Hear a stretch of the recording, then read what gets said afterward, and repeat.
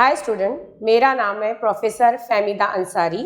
मैंने Marathi literature से BA KIA है। मुझे 11 साल का पढ़ाने का एक्सपीरियंस है और मैं आप लोगों को हिंदी और मराठी ये दोनों सब्जेक्ट पढ़ाने वाली।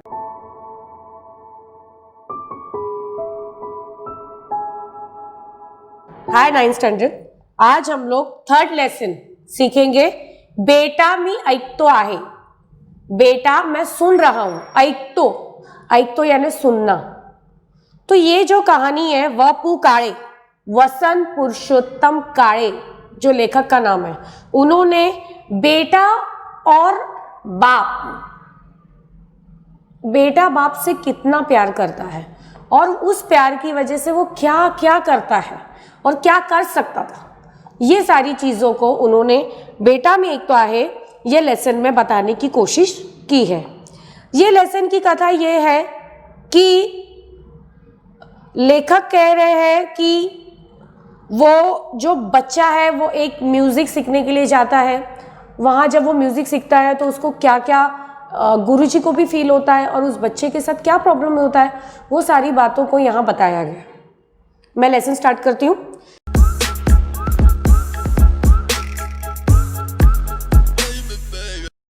पाठ 3 बेटा मी ऐकतो आहे व पु काळे। प्रस्तुत पाठ हा संगीत कलेवर जीवापाड प्रेम करणारे वडील व संगीत सेवेपासून दूर झालेल्या वडिलांच्या आनंदासाठी धडपडणारा मुलगा यांचे भावस्पर्शी वर्णन या पाठात केले आहे। भावस्पर्शी, हृदयाला भिडणारे।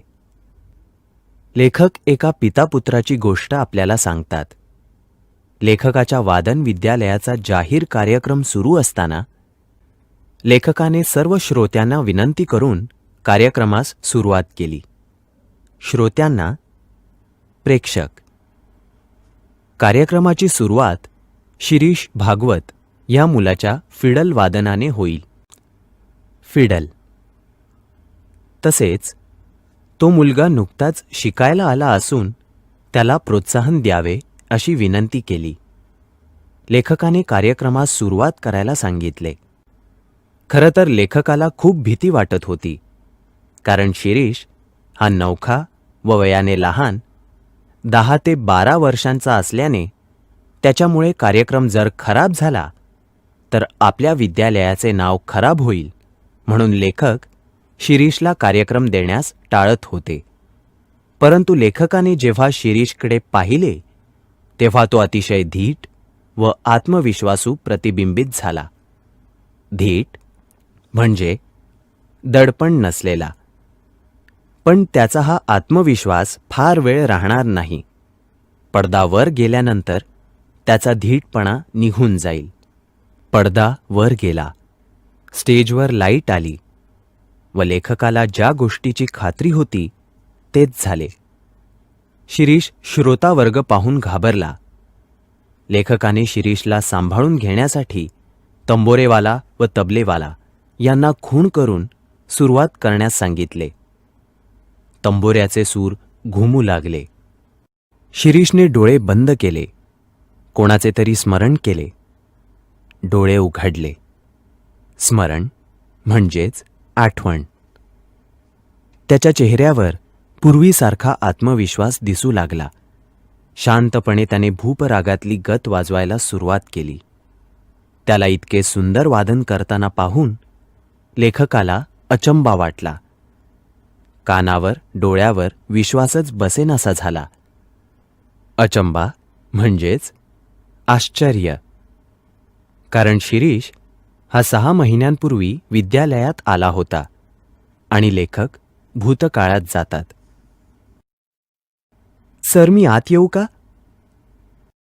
हो, ये ना, ये। आपण पी जनार्दन का? होय, मीच पी जनार्दन। मी शिरीष भागवत। मला आपल्याकडे व्हायोलिन शिकायचंय। छान, हो, ये ना उद्यापासून। सर, पण माझी एक अट आहे। माझे वडील नानासुद्धा रोज माझ्याबरोबर येतील व शिकवताना वर्गातच बसतील। लेखकाला त्याच्या स्वभावाचा राग आला। चालेल, पण तुला 50 रुपये फी द्यावी लागेल.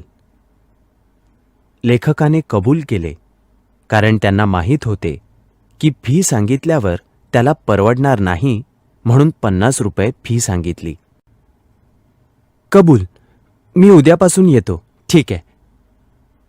लेखकला पुन्हा आश्चर्यचकित केले. दुसरा दिवस. सर, मी आत येऊ का? हो, ये ना शिरीष. सर, हे नाना, माझे वडील. नमस्कार नाना. मी आज तुम्हाला स्वतः व्हायोलिन वाजवून दाखवणार आहे.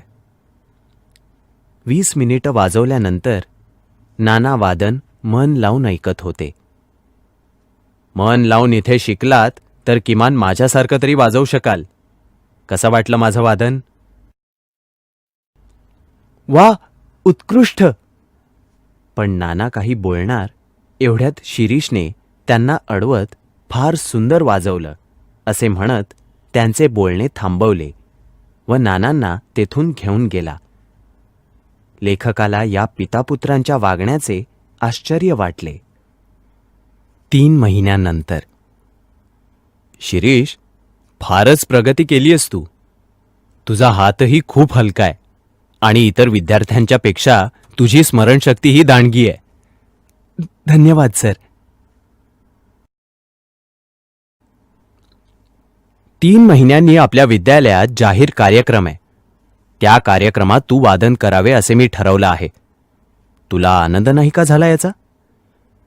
माझ्यापेक्षा नानांनाच जास्त आनंद होईल सर. पुढच्या दिवसापासून शिरीष येण्याचा बंद होतो. 16व्या दिवशी एक माणूस चिठ्ठी व फीचे पैसे घेऊन येतो. पुन्हा शिरीष येणार नाही असे कळवतो. कार्यक्रमाच्या दिवशी शिरीष सकाळी येतो. अरे, तुझा पत्ता काय? होतास कुठे एवढे दिवस? आणि नाना कुठेत? आले नाही का आज सोबत? ते यापुढे कधीच येणार नाहीत. ते हे जग सोडून गेले.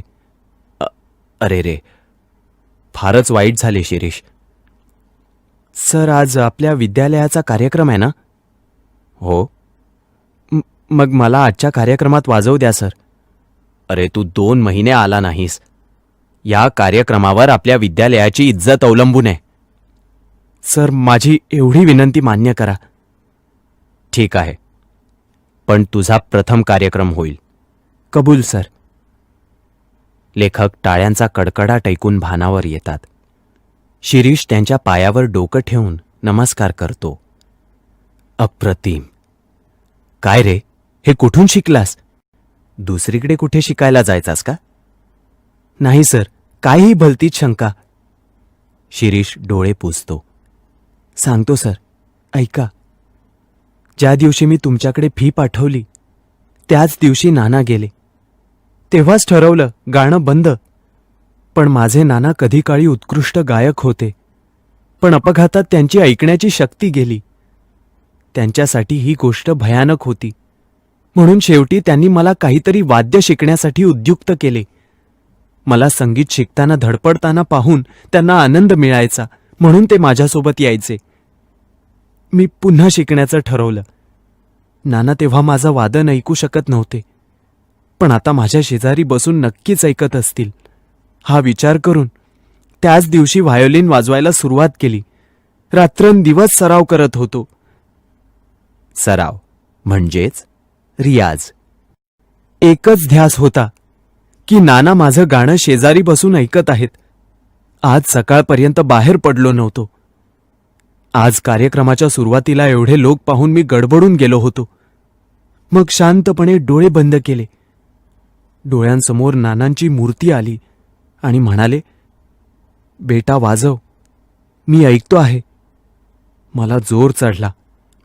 माझ्या डोळ्यांसमोर प्रेक्षक नव्हते, थिएटर नव्हते, कोणी नव्हते. होते फक्त माझे नाना, मी आणि सूर. शिरीष गप्प बसला आणि मी काहीच बोलू शकत नव्हतो.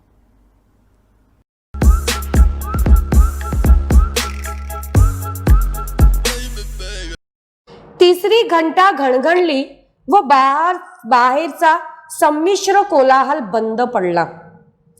तीसरी बेल बजी और बाहर का सम्मिश्र कोलाहल, सम्मिश्र यानी मिक्स्ड, कोलाहल यानी आवाज, जो बाहर से आवाज आ रहा था वो बंद हो गया।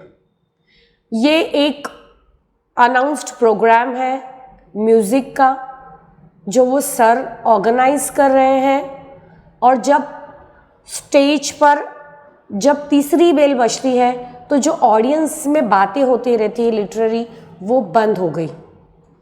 उगीच इकडून तिकडून वळणाऱ्या माना, यहाँ वहाँ घूमने वाली गर्दन, माना, नेक स्टेजच्या दिशेकडे स्थिर झाला।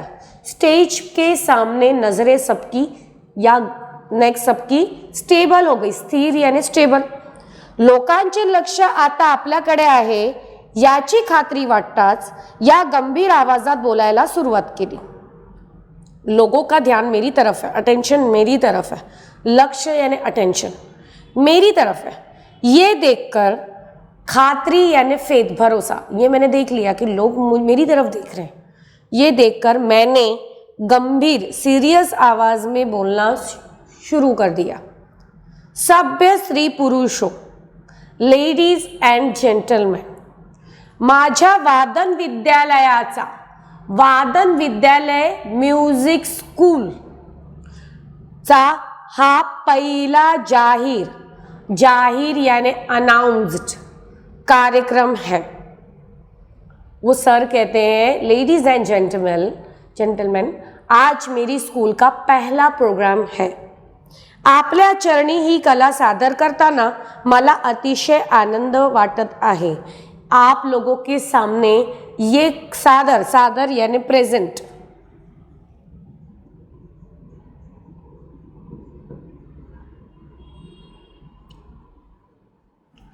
आपके सामने ये कला प्रेजेंट करने में मुझे बहुत खुशी हो रही है। आपण शांतपणे या सर्व कार्यक्रमाचा आस्वाद घ्यावा।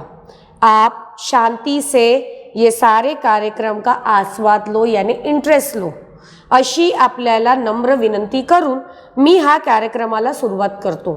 आपको पोलाइटली मैं रिक्वेस्ट करता हूँ और मैं अपने प्रोग्राम को शुरू करता हूँ। आजच्या कार्यक्रमाची सुरुवात शिरीष भागवत याच्या फिडल वादनाने होईल। वायोलिन, फिडल वादन is a music instrument, violin जिसको बोलते हैं। तो आज का पहला प्रोग्राम शिरीष भागवत नाम का लड़का वायोलिन बजाकर शुरू करेगा। हा विद्यार्थी माझ्या विद्यालयात नुकताच यानी जस्ट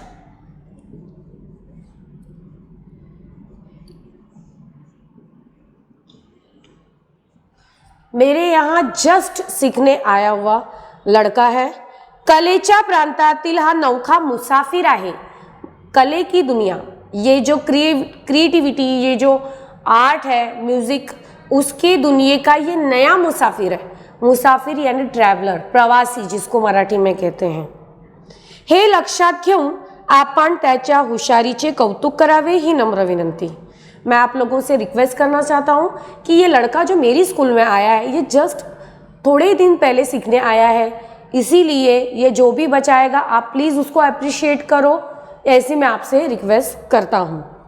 एवढे बोलून मी शिरीषकडे पाहिले। इतना बोलकर मैंने शिरीष की तरफ देखा। मला या मुलाची अतिशय भीती वाटत होती। भीती यानी डर। मुझे ये लड़के का आज बहुत डर लग रहा था।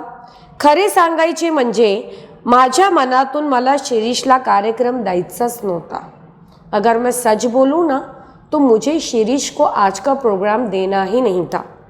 कारण नुकताच शिकायला लागलेला हा विद्यार्थी, जस्ट सीखने आया ये स्टूडेंट माझ्या विद्यालयाचे नाव खराब करेल, मेरे स्कूल का नाम खराब करेगा अशी मला खात्री वाटत होती। ऐसा मुझे डर लग रहा था, म्हणून मी त्याला कार्यक्रम देण्याचे टाळत होतो। इसीलिए मैं उनको कार्यक्रम देने का टाल रहा था। मी शिरीषकडे पाहिले। त्याच्या चेहऱ्यावर धीटपणा आणि आत्मविश्वास पुरेपूर प्रतिबिंबित झाला। धीटपणा यानी हिम्मत।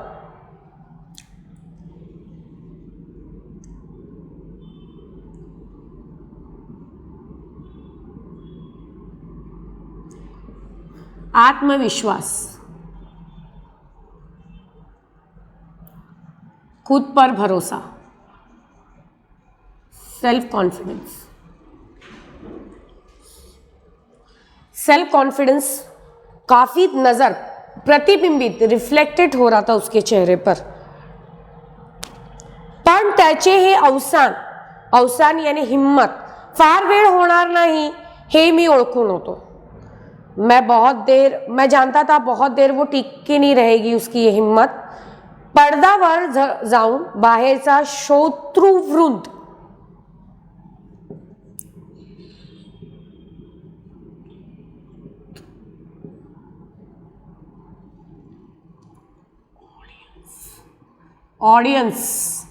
जो ऑडियन्स बैठी थी वो नजरेला पडताच हा धीर सुटेल याची मला खात्री होती. इतने सारे लोगों को देखकर शायद वो हिम्मत हार जाएगा इसका मुझे भरोसा था. शिरीष ने खूण करताच मी पडदेवालेला इशारा केला.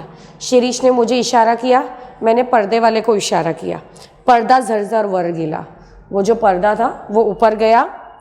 फुटलाईटचा झगझगीत प्रकाश डोळ्यावर पडताच शिरीषने डोळे मिटून घेतले. फुटलाइट स्पॉटलाइट जैसे ही शिरीष के चेहरे पर आई उसने अपनी आंखें बंद कर ली. त्या प्रकाशाची डोळ्यांना जरासी सवय झाल्यावर शिरीषला संबंध श्रोतृवृंद दिसला. वो लाइट की क्योंकि एकदम अचानक से उसकी आंख पे पड़ी तो उसने आंखें बंद कर ली और धीरे धीरे जब उसको आदत हुई उसकी आंख को तो उसने आंख खोली. संबंध फुल ऑडियन्स उसके नज़र के सामने उसके मन में उसको दिखी. त्या क्षणी त्याच्या मनाची चलबिचल यानी उसके मन की जो घबराहट थी उसके चेहरे पर स्पष्ट दिखने लगी. तो गडबडून गेला, वो घबरा गया हे मी ओळखले, ये मैंने देख लिया. त्याला आता सावरून धरणे, उसको अब संभालना शिक्षक या नात्याने माझे कर्तव्य होते. शिक्षक ये नाते से मेरी ड्यूटी थी. मी तंबोरेवाल्याला आणि तबलेवाल्याला खूण केली.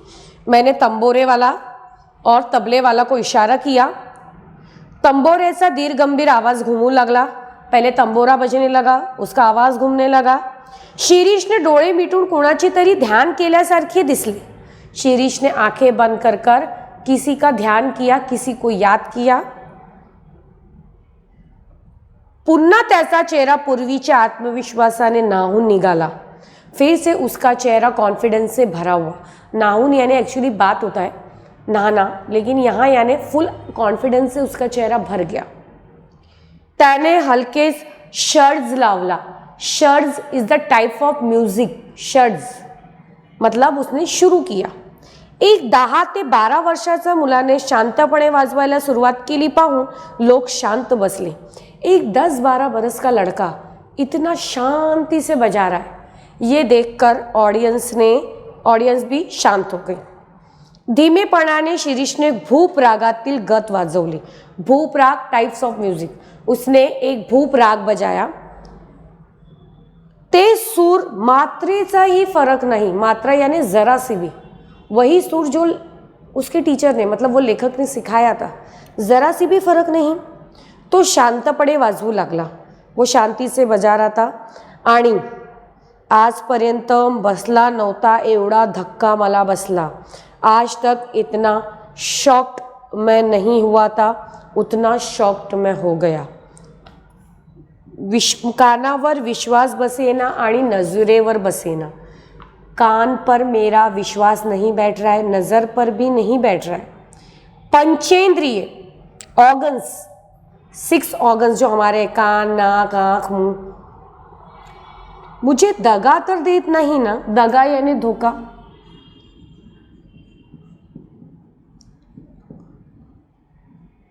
मुझे धोखा तो नहीं दे रहे हैं ना, अशी शंका मनाला चाटून गेली. ऐसी शंका डाऊट मुझे हुआ. माझ्या जागी तुम्ही असताना किंवा आणखी कोणी असताना तरीही त्याच्या मनात तशीच शंका आली असते. मेरी जगह अगर आप भी होते ना तो आपको भी यही डाऊट होता. तुम्ही सांगा, सुमारे 6 महीन्यापूर्वी शिरीष माझ्या विद्यालयात आला.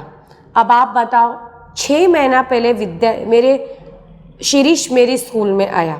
अब यहाँ वो जो सर है वो बैकग्राउंड में चले गए, बीती हुई यादों में चले गए। अब वो अपनी स्टोरी बता रहे हैं जब शिरीष उनके यहाँ आया 6 महीना पहले सीखने के लिए। आते ही साथ उसने पूछा, धीटपणे विचारले, आपणच का पी जनार्दन? लेखक का नाम है पी जनार्दन, वो म्यूजिक स्कूल के टीचर का नाम है पी जनार्दन। उन्होंने पूछा, आप हो पी जनार्दन? मी सुहास्य मुद्रेने होय म्हणतास तो म्हणाला, माझे नाव शिरीष भागवत। मैंने हंसकर बोला, हाँ। उसने बोला, मेरा नाम शिरीष भागवत है, घरी श्रीच म्हणतात मला, घर पर उसको सारे श्री बोलते हैं। मला गाण्याची फार आवड आहे, मुझे गाने का बहुत शौक है। तुला गाण्याची आवड आहे तर? उन्होंने कहा, तुझे गाने का शौक है तो? माझ्यापेक्षा माझ्या वडिलांनी मी शिकलेले फार आवडेल, मुझसे ज़्यादा मेरे डैडी को मैं सीखूंगा म्यूज़िक तो बहुत पसंद आएगा। त्याच्या या चमत्कारिक उत्तराचे मला नवल वाटू लागले। मैं शॉक्ड हो गया कि उसके डैडी को ज़्यादा पसंद आएगा, आणि थोडासा रागही येऊ लागला, राग गुस्सा, मुझे थोड़ा गुस्सा भी आया। तो थोडा वेळ थांबून म्हणाला, वो थोड़ी देर रुककर बोला, मी आपल्याकडे शिकायला येईन, पर माझी एक अट आहे। अट यानी कंडीशन, शर्त। मैं एक शर्त रखना चाहता हूँ।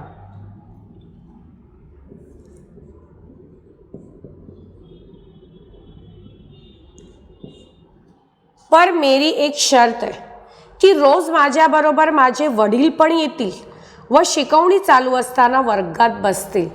मेरे साथ रोज मेरे डैडी भी आएंगे और जब तक मैं आपके पास सीखूंगा मेरे डैडी यहीं बैठे रहेंगे।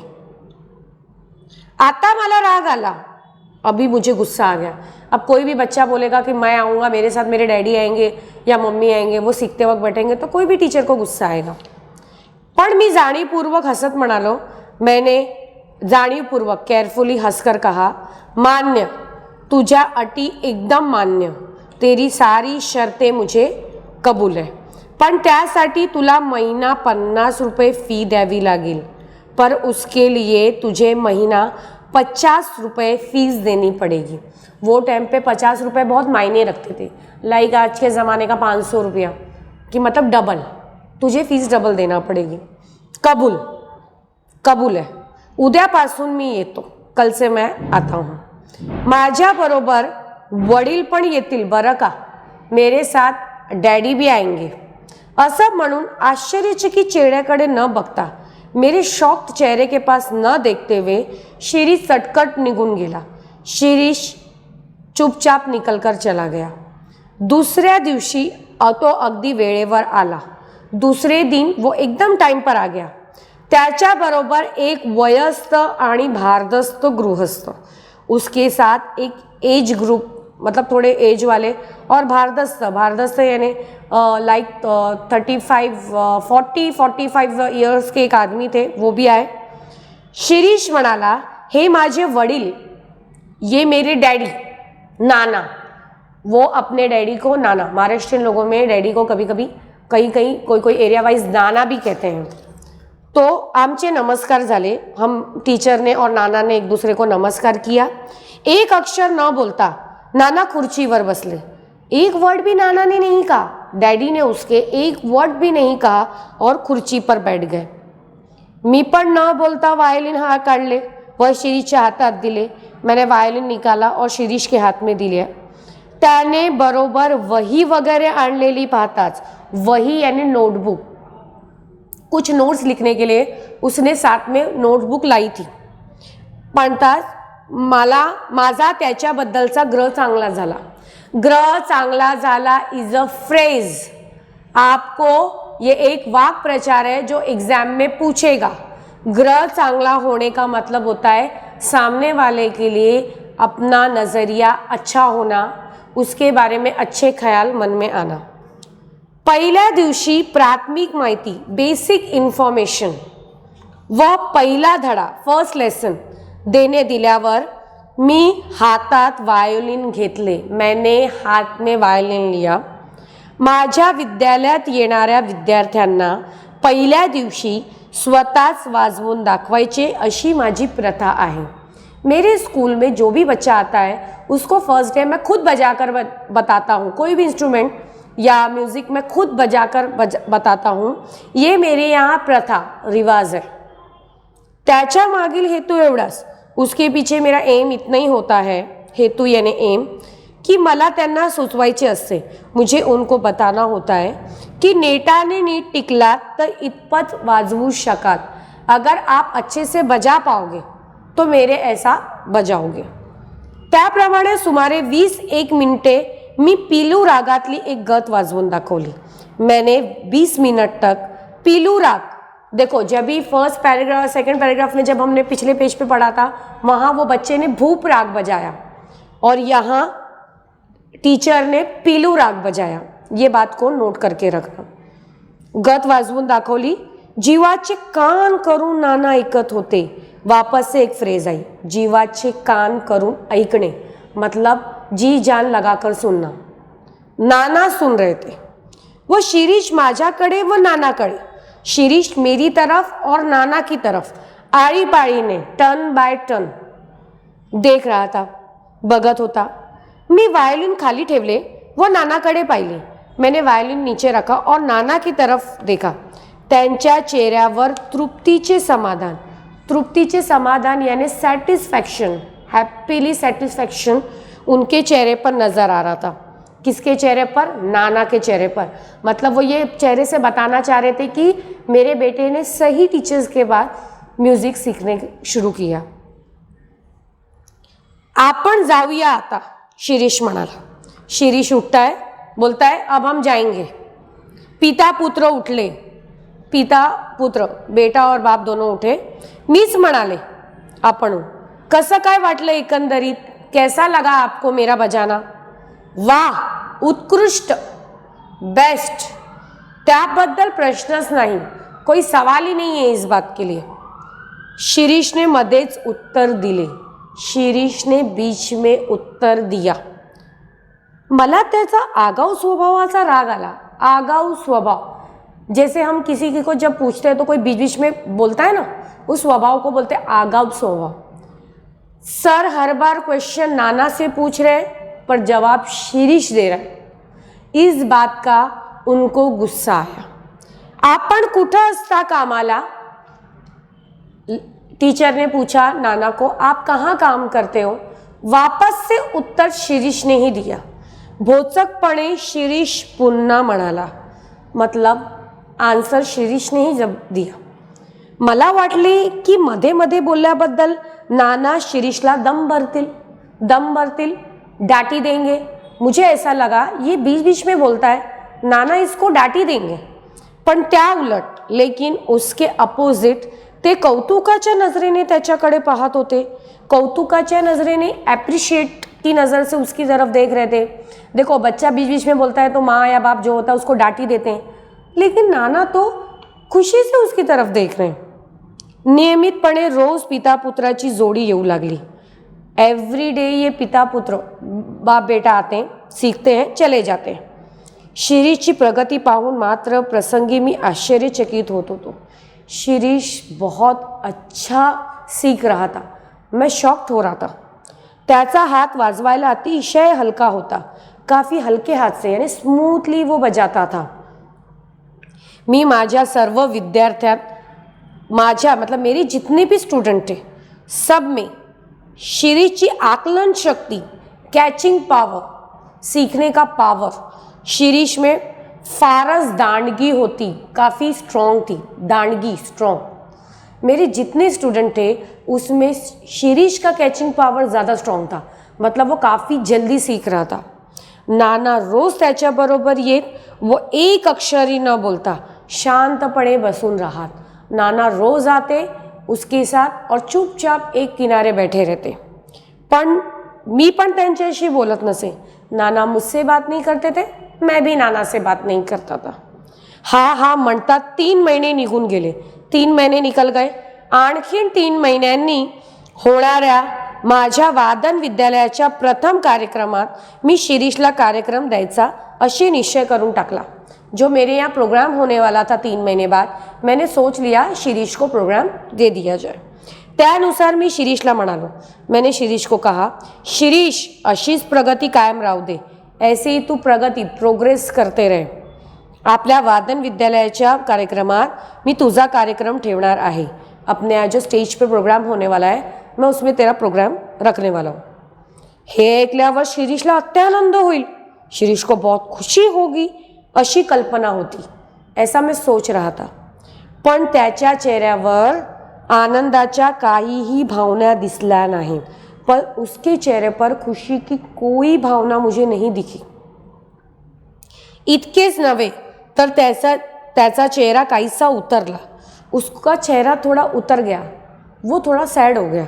मी विचारले, काय तुला हे ऐकून काही आनंद वाटत नाही का? तुझे ये सुनकर खुशी नहीं हुई? गंभीर आवाजात, ठाशीव स्वरूपात, गंभीर आवाज में, स्ट्रिक्टली वॉइस में उसने कहा, माझ्यापेक्षा नानांना आनंद जास्त हुई. उसने कहा, मेरे से ज़्यादा नाना को खुशी होगी. पिता पुत्र गेले, दोनों चले गए आणि प्रत्येक वेळी मिळणाऱ्या शिरीषच्या तर्रेवाईक उत्तराचे मला आश्चर्य करीत मी बसलो. तर्रेवाईक उत्तराचे, डिफरेंट आंसर ये क्यों देता है हर बार, ये मुझे शौक लगा. प्रत्येक वेळी तो नानाचे नाव का घेतो, हर बात में वो नाना का नाम क्यों लेता है, आणि नाना अगदी रोज त्याच्याबरोबर येतात. त्याचे रहस्य काय असावे या प्रश्नाचे मला उत्तर सापडेना. रोज नाना आते हैं, ये भी मिस्ट्री मेरे से सॉल्व नहीं हो पा रही थी. याशिवाय आणखीन एक शंका माझ्या मनात वरचेवर येत होती. शंका, डाऊट. मेरे मन में एक डाऊट और आ रहा था. ती म्हणजे नाना जवळ असताना शिरीष मोकळ्या मनाने वायलिन वाजवत नसावा. मुझे हर बार ये फील होता था कि नाना बैठे रहते हैं ना, तो शिरीष फ्री मन से बजाता ही नहीं है. जबकि वो अच्छा बजाता था, लेकिन जितना फ्री मन से उसको बजाना चाहिए ना, वो नहीं बजाता था. ज़रूर वो कुछ सोचता था, उसके मन पे कुछ तो प्रेशर होता था, ऐसा उनको लगा. दुसऱ्या दिवशी शिरीष आला नाही. हा त्याचा पहिला खाड़ा यानी एब्सेंटी. पहली बार शिरीष ने एब्सेंटी की. नसेल एखादे वेळेस जमले. मुझे लगा नहीं आया होगा कोई रीज़न, असे मी करून समाधान घेतले. मैं चुप हो गया. पण दुसऱ्या दिवशी सुद्धा शिरीष आला नहीं. दूसरे दिन नहीं आया. चौथा दिवस गेला, चौथा दिन चला गया, 5वां, 15 दिवस गेले, 15 दिन हो गया. शिरीषचा पत्ता नव्हता. शिरीष आया नहीं. 16व्या दिवशी, 16वें दिन एक मनुष्य निरोप यानी मैसेज व फी चे पैसे घेऊन आला. 16वें दिन एक आदमी आया, उसने फीस के पैसे दिए. नाना आजारी असल्यामुळे शिरीष येऊ शकणार नाही. नाना बीमार है, इसीलिए शिरीष नहीं आएगा, असे तो म्हणाला. थोड्याशा त्रागानं मी म्हणालो, त्रागानं, गुस्से से. मैंने गुस्से से कहा, नानाशी त्याला काय करायचे आहे, नाना से उसको क्या करना है. इकडे कार्यक्रम जवळ येत चालला आहे, त्याचे काय, यहाँ प्रोग्राम आ रहा है, उसका क्या. शिरीष आला नाही. त्याची वाट पाहून मी त्याचा कार्यक्रम रद्द केला. उसकी राह देखकर, वाट पाहून उसका प्रोग्राम मैंने कैंसल कर दिया. त्याचे नाव पण काढायचे नाही असे ठरवून मी बाकीचे विद्यार्थी तैयार केले. उसका नाम भी नहीं लेना है, ये सोचकर मैंने बाकी के स्टूडेंट्स को तैयार किया. समारंभाचा दिवस आला. समारंभ, कार्यक्रम, प्रोग्राम का दिन आ गया. आणि सकाळपासून मी शिरीषच्या आठवणीने मी उगाचच बेचैन झालो होतो. आज पता नहीं क्यों मुझे सुबह से शिरीष की याद आ रही थी. मैं बेचैन हो रहा था. सकाळची इतर कामे आटपून मी जरा स्वस्थ बसतो न बसतो तोच दारात शिरीष उभा. सुबह के सारे काम मैंने कंप्लीट कर लिए, आटोपोनी यानी कंप्लीट कर लिए, और मैं आराम से बैठा हूँ. तब तक शिरीष दरवाजे पर खड़ा. शाम में प्रोग्राम था. मी ताड़कन उभा राहिलो आणि त्याच्याजवळ गेलो. मैं एकदम शॉकली खड़ा हुआ, उसके पास गया. अरे तुझा पत्ता तरी काय, तेरा कोई अता पता है, आणि आज एकटाच कसा काय, नाना कसे नाहीत बरोबर. उन्होंने उसको ताना मारा. आज अकेला क्या, नाना नहीं है साथ में? इकडची दुनिया तिकडे होईल ना, यहाँ की दुनिया वहां हो जाएगी ना. वो सुनकर शिरीष बोलता है, इकडची दुनिया तिकडेच झाली आहे सर, यापुढे मी एकटाच दिसेन. सही बोल रहा हूँ, यहाँ की दुनिया वहाँ हो गई है. इसके बाद मैं आपको अकेला ही दिखूंगा. माझे नाना कायमचे गेले सर. मेरे नाना हमेशा के लिए चले गए. मतलब नाना मर गए, नाना की डेथ हो गई. बऱ्याच सांत्वनानंतर सिंपती के बाद त्याने विचारले, आज आपल्या वादन विद्यालयाचा कार्यक्रम आहे ना, आज अपने स्कूल का प्रोग्राम है ना. मी खिन्नपणे हो म्हणाले. खिन्नपणे, सैडली. मैंने बोला हाँ. मला आज कार्यक्रम द्या, मुझे आज प्रोग्राम करने दो. नाही म्हणू नका सर, माझी एवढी इच्छा पुरवा, प्लीज मेरी इतनी इच्छा पूरी करो, विश पूरी करो. तो असे म्हणाल्यावर मग माझ्यातला शिक्षक जागा झाला. मी सौम्य आवाजात, सॉफ्ट वॉइस में कहा, शिरीष मी तुझ्या भावना ओळखतो, पण आज माझा नाईलाज है. शिरीष मैं तेरी फीलिंग को समझता हूँ, पर आज मैं बहुत मजबूर हूँ. आजच्या या पहिल्या कार्यक्रमावर माझ्या विद्यालयाची इब्रत यानी इज्जत,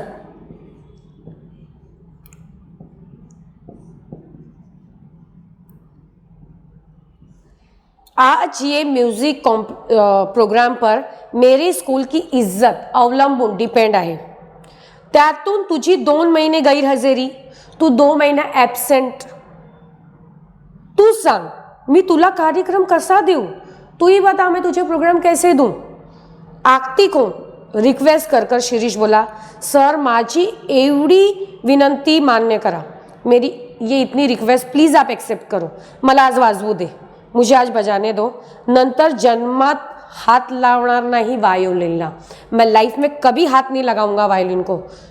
तो सर कहते हैं, तू पुढे जन्मभर वाजव, पण आज वाजवू नको. तू आगे कभी भी बजा, पर आज मत बजा. तुझी मनस्थिती आज बरोबर नहीं, तेरी मन की कंडीशन आज ठीक नहीं है. मला परवानगी दिली ना, मुझे परमिशन देंगे ना, तर माझी मनस्थिती आपोआप सुधारेल. मेरी मनस्थिती अपने आप सुधर जाएगी. शेवटी त्याचे दुखीत मन पुन्हा आणखी कशाला दुखवू असा विचार करून मी त्याला परवानगी दिली. उसका मन और क्यों दुखे, इसीलिए मैंने उसे परमिशन दे दी. मग पहिलाच कार्यक्रम त्याचा ठेवावा मी असे ठरवले. मैंने फर्स्ट प्रोग्राम उसका रखा. यहाँ तक का उन्होंने बैकग्राउंड में जाकर सोचा. अब वापस से वो सर होश में आए जो हम पहले पेज पर थे. पहले पेज पर जहाँ शिरीष ने बजाना शुरू किया त्याप्रमाणे मी परवानगी दिली आणि शिरीष वाजवू लागला. शिरीष कार्यक्रम करण्यात मुरलेल्या एखाद्या वादकाप्रमाणे वाजत होता. शिरीष बहुत अच्छा बजा रहा था. इतके शिकला तरी कुठे याचा मी विचार करत होतो. 2 महीना आया नहीं, सीखा कहाँ से? त्यापेक्षा मला मुख्य प्रश्न पडला होता की नवीन शिकायला लागलेला मुलगा इतके उत्कृष्ट वाजवतो. मुझे क्वेश्चन आया कि नया बच्चा इतना अच्छा बजा रहा है, तो जुने मुरलेले विद्यार्थी जो मेरे पास ओल्ड स्टूडेंट्स हैं ते किती छान वाजवत असतील, वो कितना अच्छा बजाते होंगे असे बाहेरचे लोक म्हणत असणार. ऐसा बाहर का लोग सोच रहे होंगे. जुने मुरलेले विद्यार्थी किती छान वाजवत असतील असे बाहेरचे लोक म्हणत असणार. पुराने स्टूडेंट कितना अच्छा बजाते होंगे ये बाहर की यानी ऑडियन्स सोचती होगी. तेव्हा आज त्याच्यानंतर वाजवायला कुणाला बसवावे? फिर मैंने सोचा कि किसको बैठाऊं बजाने के लिए. टाळ्यांच्या कडकडाटाने मी भानावर आलो. तालियों की क्लैपिंग, जो क्लैपिंग्स हो रही थी उससे मैं होश में आया. अब वो फर्स्ट पेज पर आ गए जहां वो शिरीष का प्रोग्राम खत्म हुआ. शिरीष आत आला. त्याने माझ्या पायांवर डोके ठेवले. शिरीष अंदर आया. उसने मेरे पैरों पर अपना सर रखा. मी त्याला उठवत विचारले, शिरीष हा काय प्रकार आहे? शिरीष हे क्या प्रकार आहे, क्या टाइप आहे? तू माझ्याकडे न येता आणखीन कुठे शिकत होता? तू मेरे पास नहीं आ रहा था, कहीं और जा रहा था? आंसू पोछते हुए, डोळे पुशीत शिरीष म्हणाला, सर काय भलती शंका, मी तुम्हाला सविस्तर सांगतो. सर क्या डाउट, मैं तुमको बताता हूँ. ज्या दिवशी मी तुमच्याकडे फी व चिट्ठी पाठवली ना, त्याच रात्री नाना वारले. जिस दिन मैंने तुमको चिट्ठी और फीस नीरो भेजा, मैसेज भेजा, वो रात में नाना मर गए, मेरे नाना की डेथ हो गई. मला धक्का बसला, मुझे शॉक लगा. ज्यांच्यासाठी शिकत होतो तेच गेल्यावर आता कशाला शिकू, म्हणून मी व्हायोलिनला हात लावायचा नाही असे ठरवले. अब जो रहे नहीं उनके लिए, मैं जिनके लिए सीख रहा था, अब मैं क्यों सीखूं. मैंने वायलिन को हाथ भी नहीं लगाना चाहा. मैंने ये कसम खा ली. तुम्हाला कदाचित माहीत असेल किंवा नसेल, शायद तुमको पता होगा या नहीं पता होगा, माझे नाना एकेकाळी उत्कृष्ट गवई होते. मेरे नाना एक वक्त पर बेस्ट सिंगर थे, पण त्यांना एकदा कसलासा जबर अपघात झाला. मेरे नाना का एक बहुत डेंजर एक्सीडेंट हो गया. जबर अपघात, डेंजर एक्सीडेंट. त्या अपघातात ते ठार बहिरे झाले. वो अपघात में वो एकदम बहिरे हो गए. त्यांना काहीही ऐकू येत नसे. उनको कुछ भी सुनाई नहीं देता था. होठांच्या हालचालीवरून त्यांना काही शब्द समजत. लिप लिसनिंग पर उनको कुछ शब्द समझ में आते थे. बहिरेपणाच्या इतर गैरसोयींपेक्षा बहिरा होने की वजह से इतर जो भी उनको फैसिलिटीज़, मतलब जो भी प्रॉब्लम्स को फेस करना पड़ता था, उससे ज़्यादा संगीत सेवा अंतरली. म्युझिक बंद हो गया. इसका नाना को धक्का बैठा, शॉक लगा. शेवटी त्यांनी मला काहीतरी वाद्य शिकवण्यासाठी उद्युक्त केले. उन्होंने मुझे कुछ म्युझिक सुनने के लिए इंस्पायर किया. कोणीतरी संगीतशास्त्रासाठी धडपड करत असल्याचे पाहण्यात त्यांना अमाप सौख्य मिळत असे. कोई भी म्यूजिक के लिए हार्डवर्क कर रहा है, वो देखने में उनको अमाप अ लॉट ऑफ सौख्य मिळत असे, खुशी होती थी. म्हणून ते माझ्याबरोबर इथे येत. इसलिए वो मेरे साथ यहाँ रोज आते थे. पण त्यांना ऐकू काही येत नव्हते, पर उनको सुनाई कुछ नहीं देता था.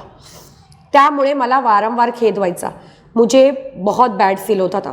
या विचाराने मी कितीही वाजवण्यात कितीही प्रगती केली, कौशल्य दाखवले, मैं बजाने में कितनी ही प्रोग्रेस करूं, कौशल्य टॅलेंट दिखाऊं, तरी माझे नाना काही ऐकू शकत नव्हते. या विचाराने मला नानासमोर मोकळेपणा वाटत नव्हता. मैं कितना भी अच्छा बजा लूँ, नाना सुन नहीं सकते थे. ये सोचकर मुझे बैड फील होता था और इसीलिए मैं फ्री नहीं बजा पाता था. मैंने आपको पिछले पेज पर कहा था कि सर को बार बार लगता था कि कितना भी अच्छा बजा नहीं पाता है फ्रीली जब नाना होते. तो आप उसने कबूल किया कि नाना जब रहते थे तो मैं फ्रीली नहीं बजा पाता था. ज्या दिवशी नाना गेले मी त्या दिवशी ठरवले की संगीत बंद. जो दिन नाना गए मैंने फिक्स कर लिया संगीत बंद. पण दुसऱ्या क्षणी माझ्या मनात विचार आला की तेव्हा नाना माझे वादन ऐकू शकत नव्हते, पण आता माझ्या शेजारी बसून नक्की ऐकत आहेत. उस वक्त नाना शायद मेरा म्यूजिक सुन नहीं सकते थे, लेकिन शायद मरने के बाद ऊपर उनकी आत्मा में म्यूजिक तो सुन रही होगी मेरा. अब वो मेरे बाजू में बैठकर मेरा म्यूजिक सुन रहे होंगे. या विचारसरशी, इस सोच से लोकाच्या निंदेकडे लक्ष न देता, लोगों के टोन की तरफ, तानों की तरफ ध्यान न देते हुए मी त्याच दिवसापासून वायलिन वाजवायला सुरुवात केली. उस दिन से मैं रोज वायलिन बजाता था, प्रैक्टिस करता था.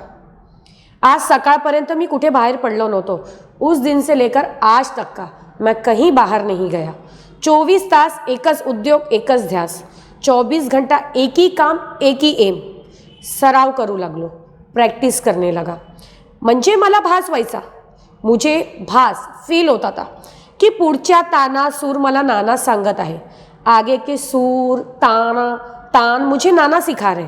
तबल्याचा ठेका त्यांनी धरला आहे, तबला वो बजा रहे हैं, तंबोरे के तार पे से त्यांचीच बोटे फिरत आहेत.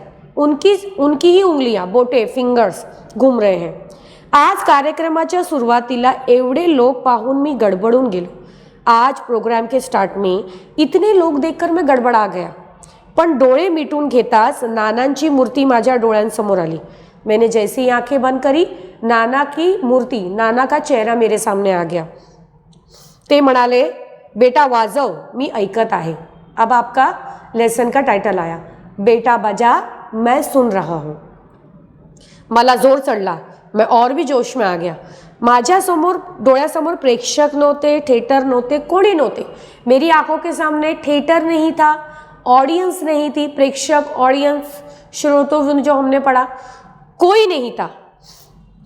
होते फक्त नाना, मी आणि सूर. मेरे साथ सिर्फ नाना थे, मैं था और सूर थे. शिरीष गप्प बसला आणि मी काहीच बोलू शकत नव्हतो. शिरीष भी चुप हो गया और मैं भी कुछ बोल नहीं सक रहा था। ये था आपका लेसन बेटा मी एक तो आहे। आप इसके क्वेश्चन आंसर जो स्वाध्याय है वो पूरा सॉल्व कीजिए। स्वमत तक आपको एग्जाम में पूछा जाएगा।